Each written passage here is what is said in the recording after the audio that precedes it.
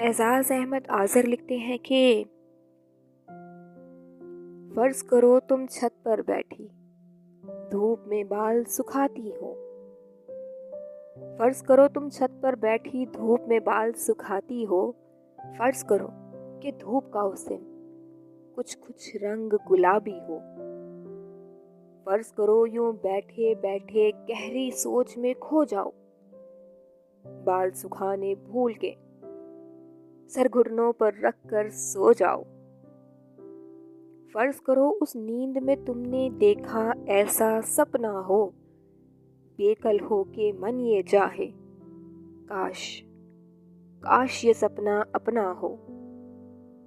فرض کرو کمرے میں بیٹھی تم افسانہ لکھتی ہو، افسانے کے ہیرو کو شاعر دیوانہ لکھتی ہو۔ افسانے کی ہیروئن بھی افسانے ہی لکھتی ہو۔ فرض کرو وہ دیکھنے میں بھی نرمل کومل لگتی ہو۔ فرض کرو افسانے کا عنوان تمہارا سپنا ہو اور افسانے کا انجام نہ طے کر پاؤ کیسا ہو۔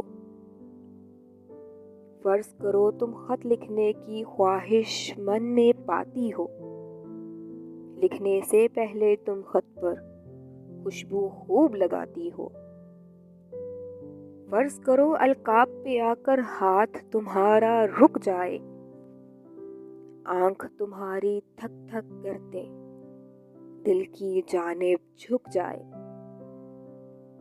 فرض کرو ایک نام لکھو، لکھ کر کاٹو اور پھر لکھو۔ فرض کرو وہ نام تمہارے اپنے اس شاعر کا ہو۔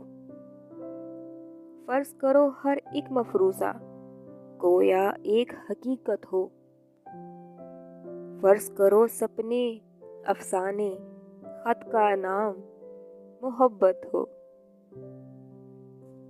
فرض کرو یہ ساری باتیں فرض نہ کرنی پڑتی ہوں۔ فرض کرو من کے آنگن میں آشائیں ہی بستی ہوں۔ فرض کرو ہم دونوں کا دل بس ایک ساتھ دھڑکتا ہو۔